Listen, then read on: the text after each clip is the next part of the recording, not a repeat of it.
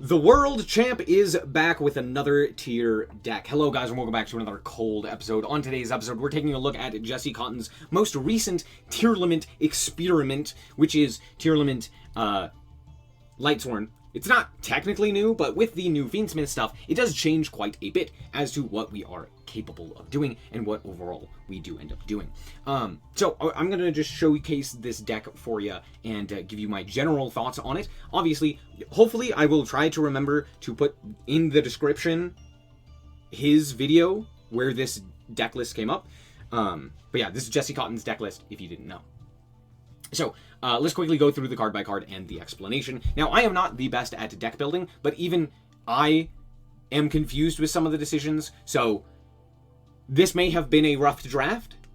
I do not think that this is a fully fleshed out idea, and I'll tell you about that at the end of the video. But for the most part, let's just hop into the card by card. Starting off with the Fiendsmith stuff, it's actually pretty simple. 1 Larry, 2 Engraver, 3 Tract. Moving on. Then, of course, we have the Lightsworn stuff. We're playing 3 Wolf, 1 Fellis, 3 Dragonling, 3 Weiss, and then 3 apiece of the Solar Recharge and the Charge of the Light Brigade. And that is it. We are also playing the 1 Judgment Dragon for the search target off of Dragonling. This could absolutely be cut. It could also be Punishment Dragon, one of the two. But yeah, this one is cuttable. He even says it in the video where this is from. He's like, yeah, I just play it because it's fun, which is understandable. It is. That being said, moving on to the tier stuff, we have the 1 Halfness, the 2 Sharon, the 3 Rhinoheart, as well as the 1 Grief, 1 SnowiKs, and 1 Scream. And that's it. I guess technically speaking, we're also playing 2 Trivy Karma, but that's it in terms of tier. There's not actually a whole ton of tier. Oh, sorry, I did forget to mention the 1 tier cache. Obviously, we're playing that. But yeah, there's not actually all that much when it comes to tier limit. So that's something to keep in mind, and it's kind of interesting. Moving on, we're also playing just a whole bunch of good mills. The 1 Snow, the 2 Mutor and Keldo, the the 2 Trivy Karma, the 2 Blackout Labs. We're also playing Paradise, which is actually a pretty good card. This came up so often for me to like actually allow me to continue to play the game, or like stop my opponent after they like Maxini or something along those lines, or like Ash, my only player, or something of that nature. Because it's pretty simple, or it like ends up just putting itself into the grave very often. So it's pretty good.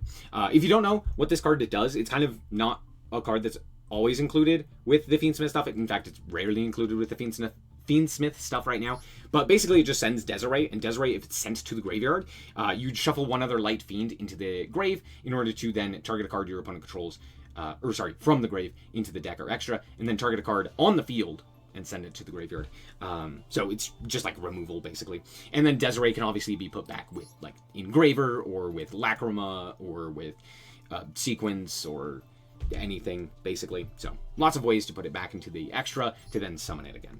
Very useful. But we're also playing this is such a cool tech, but also so very bad. It is extremely high roll, and I don't know how I feel about it. We're playing the 1 Adusted Gold, which is a Light Fiend, so keep that in mind.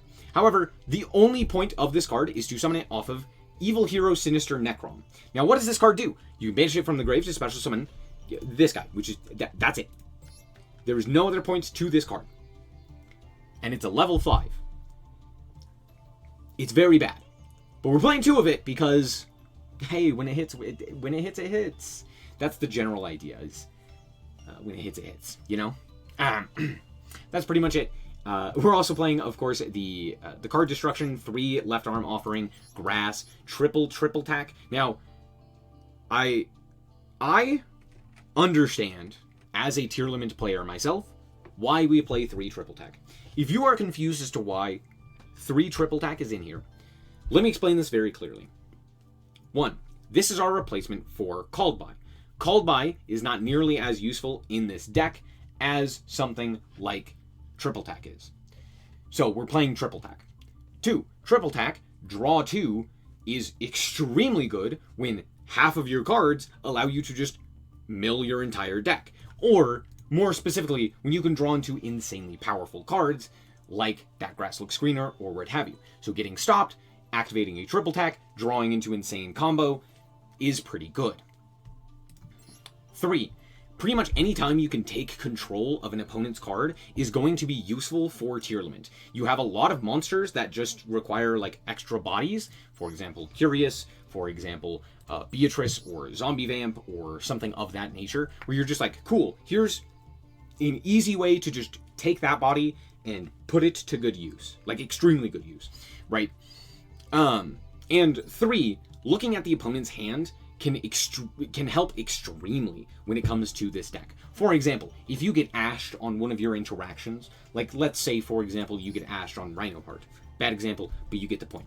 You go look at the hand, you look and see that they have an imperm, good to know. You put the imperm back, you then activate your secondary effect in order to special summon out, I don't know, you do like the engraver line, and bada bing bada boom, you now have Beatrice through sequence and all of that stuff.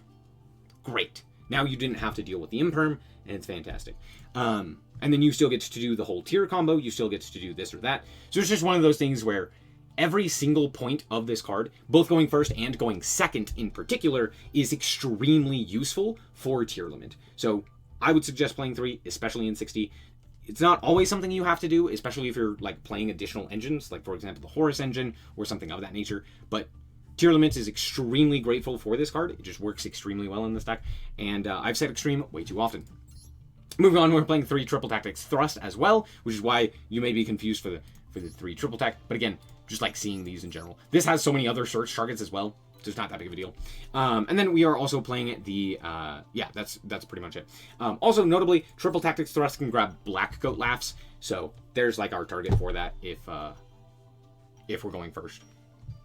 As for the extra, it is extremely tight, and it's something. So we're playing the tier fusions, right? All 3 of them. We're also playing Lacrima and Desiree. We also have Vsauce Amritara and Minerva. Vsauce in particular can get us any of our tier spell traps, so there's that. But it also can just be summoned off of any of our Lightsworn stuff. So that's also a thing. And both of these are level 8s, which allow us to go into Zombie Vampire. Zombie Vampire is very good, so we're also playing that. Also, as I mentioned previously, if we were to steal a monster, we can then use said monster as a level 8, basically, for the Zombie Vamp. So we just need to make one of these, steal a monster, and then make Zombie Vamp. So it's extremely good still. Yes, we're not playing the Horus engine, but it still works. We also have Beatrice, obviously. Beatrice is insane in this deck. It's actually part of the end board, or at least it can be. And then we're playing 1 Requiem and 1 Sequence for the Fiendsmith stuff. We're not playing Moon. Because, if you don't know, Weiss happens to also be a Light Fiend. So we have a lot of ways of putting a Light Fiend onto the field without requiring Moon. Make sense? Makes sense. We're also playing the 1 IP Masquerena SP and Curious as well as Apo. That's it for the deck. Let's hop into the replay and show you how this deck performs. Alright, here we are going first, and hey, is that grass looks greener? I think it is. Of course, we're going to start off here with this, and out comes Fua. That's fine. Now, you might be wondering, wait, why did I start with Charge of the Light Brigade instead of Grass? 60. They're also on 60. We did mill. Okay, we're going to go for the Dragonling here. We're going to activate the effect of the Dragonling. We're going to send the Fellas. We're going to special summon the Fellas here. And we're going to then normal summon the Keldo and go for the Vsauce Amritara. We're going to activate the effect of the Vsauce Amritara, and I'm going to grab up SnowiKs, but I'm also going to grab up, off of our Dragonling, the Judgment Dragon.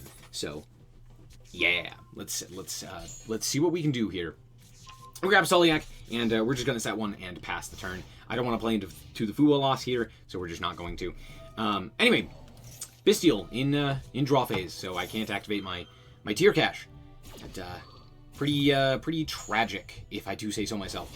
But alas, happens. We do end up drawing Charge of the Light Brigade off of the Maxi, and of course it's branded. Why would it not be branded? And yeah, it's just yep. All right. They're going to grab the Saronir here, then they're going to activate the effect of their Quick Play spell, revealing Saronir, sending to the graveyard the Albion, and sending the Saronir as well. Saronir is going to send itself, or send another thing, which is the Retribution. Then they're going to send Branded Lost, and I'm like, oh, cool, so you just have Branded Fusion as well? That's so cool. Anyway, we are going to go for the Galdo here, and we're going to put back the 2 spells, as well as the fusion monster, so that they're not able to do anything with that. Out comes Albion, of course. We draw Tract, which is kind of funny, and they're just going to walk over the field. Yikes. Painful, just painful. They're going to grab up the Blazing Cartesia as well, and then search Druisworm during the end phase. Tragic. Okay. You're kidding me. You're kidding me. They just drew Fusion Duplication. So, reminder, they drew Magnemite. That's 1 1-of. Fusion Duplication. That's 2 1-ofs. The Branded Fusion. That's 3 1-ofs. 3 1-ofs. That's crazy. Alright, cool. Yeah, outcome, Outcomes Lub, sure. Pitch a, yeah. Yep. Mirror Jade, yeah. Now, we do have Left Arm, and we have Charge, and we have Tract, and, god damn it. We hit Happiness here. Not great. We're gonna attempt to summon the Fellas. They do what I can only assume to be the worst use of an Albion I think I've ever seen. This may have been the worst use of Albion I think I've ever seen. Fellas special summons itself, right, from the field. Or from the grave, right? And it can pop a card. Cool. That's awesome. However, why did we... It's fine. It's fine. Anyway, they did give me the Fool loss, which will matter. We did hit Wolf, so we're going to go for the Wolf here. We're going to go for Tract here. We're going to grab up Lurie. Lurie effect is going to activate Special Summon itself, and we're going to then use all 3 of those. Hey, those were 3 different typed light monsters. So, yeah, we're just going to make Curious here. Thanks for not interacting with me in any capacity at all. But now we get to use our Rhino Heart effectively, and now we have the SnowiKs online, which, if you don't know, SnowiKs doesn't have to send a tier limit to the graveyard, so don't worry about that. Anyway, we did hit Sheeran off of our mills, off of our send of the Rhino Heart, so out comes Kit. Kit is going to grab up the Scream, and then they are going to attempt to banish, which we will promptly say, no, no, no. And no, no, no. Now, notably, you might be wondering, hey, didn't they have a Bestial in hand?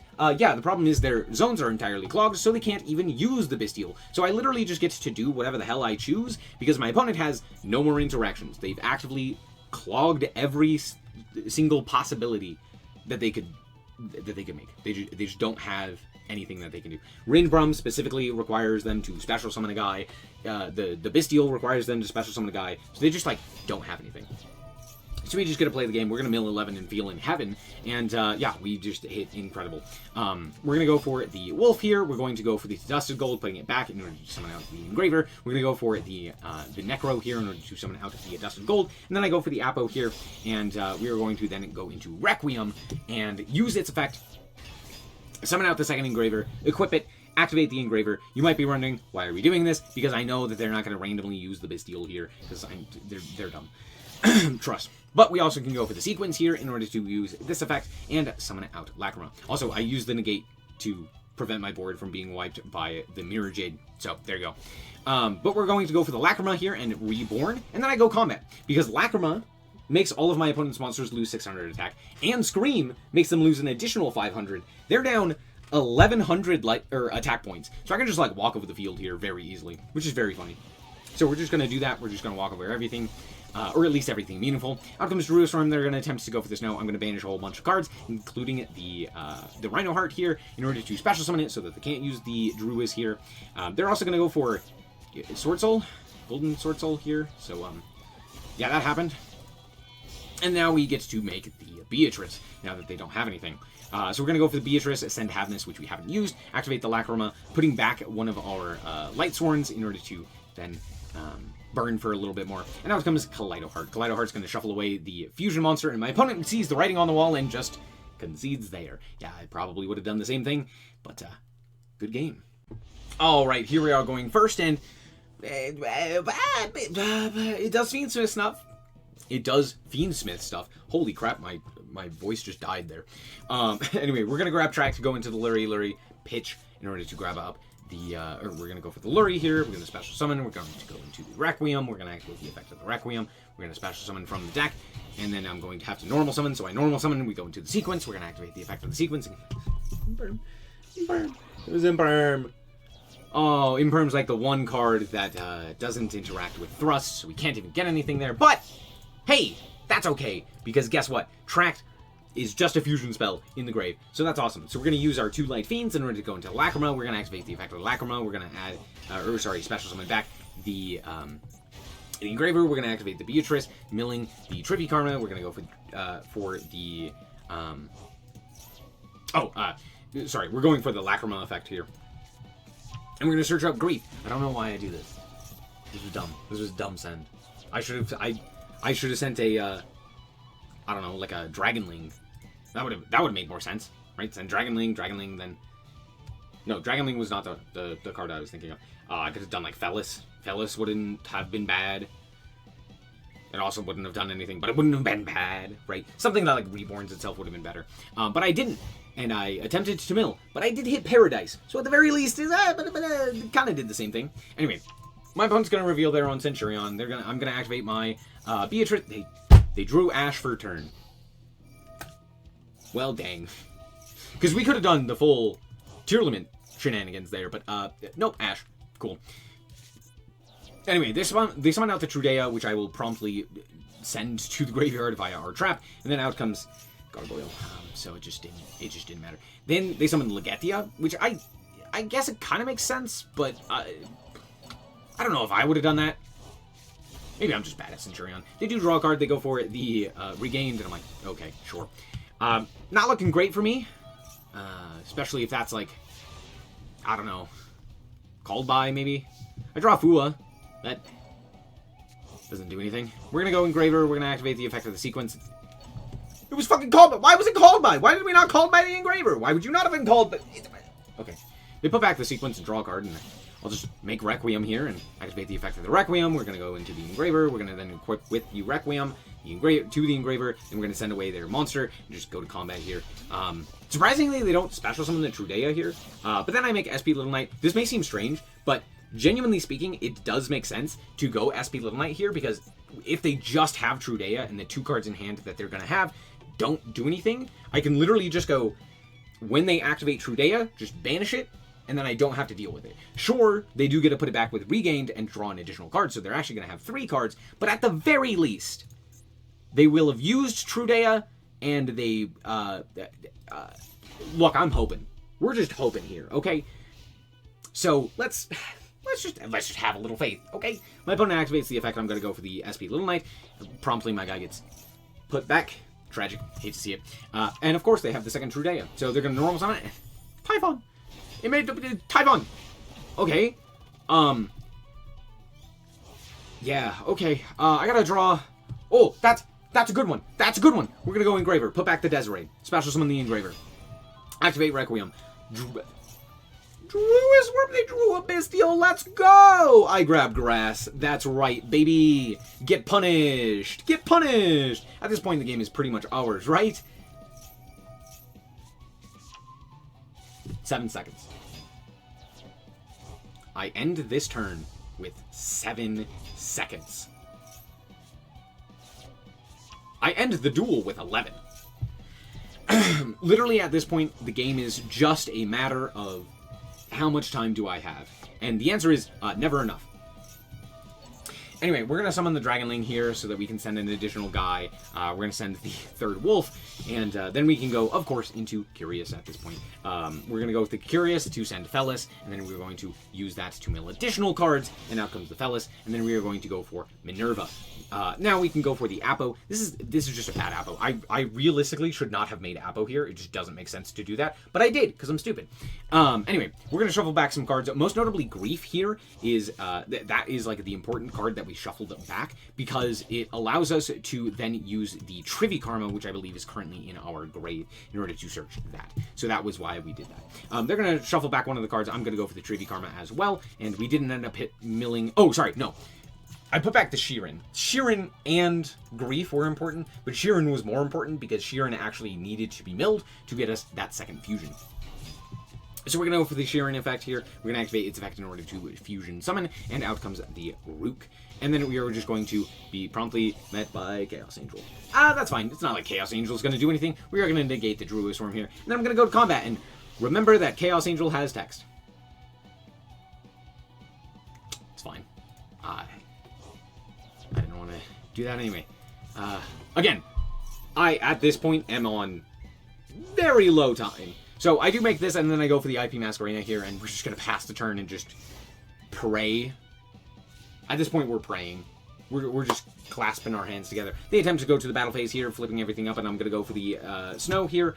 Pretty simple. I chained it to the IP because I'm stupid, and then I banished the regained. I should have activated the snow first, booked a thing, and then it's fine. It's fine. They're going to do this. I'm going to activate snow again, where I could have just booked this earlier and it would have been fine. You're probably wondering why I'm not booking the Typhon. It's because it also prevents them from like doing anything. So there's that. I also do chain my Black Coat Laughs to prevent the Typhon from spinning my guy. So we just do that. And now we have full combo, and I have 60 whole seconds to just immediately kill my opponent. Hopefully we can do that. They have the goddamn Called By. They drew Called By. Okay, anyway, we'll do the Engraver. It's fine, because notably what they did is when they still had regained, they actually put back my sequence. So that's going to bite them in the ass. We're going to go sequence here. We're going to activate the effect. We're going to shuffle back 2 in order to go into the Lacrima. Lacrima effect is going to activate, and we're going to special summon back the Requiem that was promptly banished earlier, and we are going to summon out the Engraver from deck. Here we can go for the Engraver. We're going to send to the graveyard the Chaos Angel. I'm going to go to combat because I have well over lethal, including even through this guy, which sends an Engraver to the graveyard, and that is lethal. Wild. Alright, now what can this deck do going second? And the answer is, hope and pray that you draw like this. Because, man, look at that hand. That is crazy good. Anyway, my opponent is going to just perform a cutscene. So we're just going to sit here and talk about it. I'm not going to lie to you, pretty much every single one of my games was something of this nature. If I were to win the game, it was going to be me fighting tooth and nail, trying so hard, knowing all of my lines and playing as well as I possibly could. Maybe not perfectly, but as well as I could. And barely scraping by. And that's, I think, my biggest problem that I've had with this deck is that it feels like you have to play significantly better, specifically because of the Lightsworn cards just being, like, worse than, like, Horus or something of that nature. So it feels like you have to just kind of play out of your mind in order to kill the opponent, or to do the same amount that your opponent would do. So there's that. Also, another big gripe is that there's no hand traps, and not having hand traps means that you have to play into well-established boards like this, which is not exactly easy to do. You really have to hope that your opponent just doesn't hit the right cards, and like doesn't negate or interact with the right cards, or that you like mill properly off of a few of your other cards. So that's kind of like your only real option here. But let's see what we can do here. Honestly, our hand is it's pretty good. We draw Sheeran, which makes it pretty much the same. We're gonna go for the Tract here. We're gonna activate the effect of the Tract. We're gonna grab up the Lurry. We're gonna go and then pitch the Lurry and activate its effect in order to get called by. Why there? Why not called by the Okay. I swear people just don't know how to interact with the Fiendsmith stuff, but it's fine. Anyway, we do actually mill a Wolf, which is pretty cool. So we're going to go for the Wolf here. We're going to put back into the face-up extra, and then go for the Weiss here, and Silvera is just going to book the field, so that kind of sucks. But we do get Judgment Dragon, which is cool. Anyway, we're going to go for the Engraver, and they're going to then special summon Sylvie for some reason, and then out comes Woes for Brucey. I don't know. I have no idea. Just anyway, they negate the Requiem. So we go for the thrust, and well, there you go. There's grass. Yeah, I activate a few effects, and my opponent concedes there. Not even gonna try to finish that one, but yeah. It was. We were just waiting for them to use up their negates and then activate grass. We also knew what the set card was, which was pretty much nothing for us. So, or at least at that point, it was pretty much nothing. So, good game, I guess. Good game. Alright, we're back with the deck, and in all honesty, this deck is hyper inconsistent, especially compared to a different version of 60 card tier, like for example, the White Forest variant, or Horus, or anything else of that nature. The problem is that all of the Lightsworn stuff in particular just doesn't really do much unless they are milled. Meaning, drawing most of these cards is not advantageous, but you have to play a ton of them, right? For example, Solar Recharge doesn't do anything unless you see them alongside another Lightsworn, right? Wolf and Fellas all don't do anything alongside Sinister Necron. So, for someone who draws really poorly, and probably you as well, for someone who draws really poorly, seeing all of these bricks, I just go insane, and it doesn't work for me.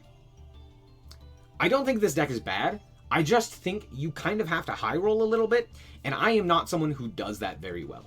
I tend to draw pretty poorly. Now, in those games, you did see me draw grass pretty often. However, I did draw grass against that 160 card deck, which just, like, sucked. That was just, like, sad. And the thing is, this is another problem.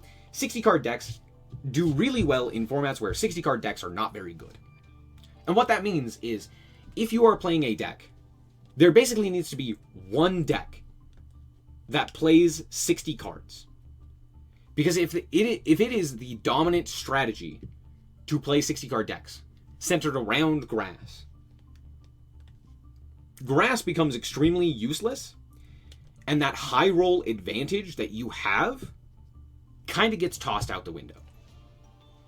With that being said, a lot of decks right now are 60 cards. A lot of people are playing grass, or even without grass, just a large amount of engines. With the Fiendsmith stuff, with Kashtira, with Azmina, with White Forest, etc. There's a lot of different variants of strategies that just have 60 cards. So it does decrease the power level of this deck, right? When one of your major plays is to specifically get this card, it can kind of be an issue when that card would do nothing if you ended up seeing it. So I'm not saying it's like bad to play 60, but what I am saying is that expecting to high roll with grass in particular just isn't as good anymore. And especially with how many hand traps are in the format, the Lightsworn variant loses a little bit more to hand traps because Minerva is really bad into it. Fool Loss just like kills you. Same thing with Maxi. Whereas like a more tier-centric build wouldn't lose to that as much. So that's something as well to keep in mind. Now that I've shit on this deck, let me talk about what is actually good. I do love a lot of the deck building decisions. Charge at 3. Solar Recharge at 3. Triple Attack at 3. Tracked at 3. Lots of this stuff like that where it's like, cool, I need to play exactly these cards. And if we're not playing a lot of those cards, it's a lot of one-ofs, right? The one Adusted Gold, the one Fellas, the one Grief, Scream, and SnowiK, right? A lot of that is like some very, well, I guess SnowiK is like limited, so you can't really do anything else. But a lot of that is like really good just deck building design, and it really showcases how good Jesse really is at deck building just in general. Right. Even the like extra deck, this is something I am super bad at, or at least I feel like I'm super bad at, is understanding what I should be including in an extra deck as opposed to what I should be taking out. And this is very smart here, right? You don't need Moon. You have like a million other Light Fiends. It's not necessary to play Moon, so just cut the card, right? Same thing with like Zombie Vampire, where it's like, cool, we have ways to 2/8s even without the horror stuff, so we're gonna keep the Zombie Vampire. Also, one of our great going second cards allows us to use one of our opponent's monsters, just regardless of what it is, as a material for this, which is fantastic. Cool, we now get a guy. That being said, I will say, I'm not that big of a fan of this extra, for 2 reasons. One, there's no rank 4. Not even the Lightsworn rank 4, there's no rank 4 at all. You don't have a way of utilizing your rank 4s in any capacity. No Redoer, no Dweller, no Dugaris, no nothing. Which does come up quite often. And second, there's a bunch of stuff in here that is like extremely useful, but it makes it extremely tight, right? And a lot of that has to do with the fact that we're running a very extra deck centric engine in the Fiendsmith stuff, as well as another one with the Lightsworn stuff. So it's just requiring so many extra spots. That means we can't really have access to some of the other good stuff that tier is kind of known for, or just able to do, right? So all in all, I still think it's a great deck. I still think it's very interesting, and you definitely can still make it work.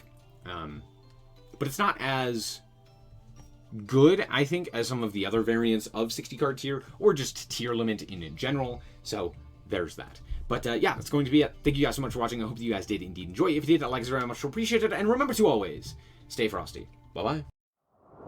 Shout out to the Frost Guard, my members. Thank you guys so much for the support, and I hope you enjoy the content.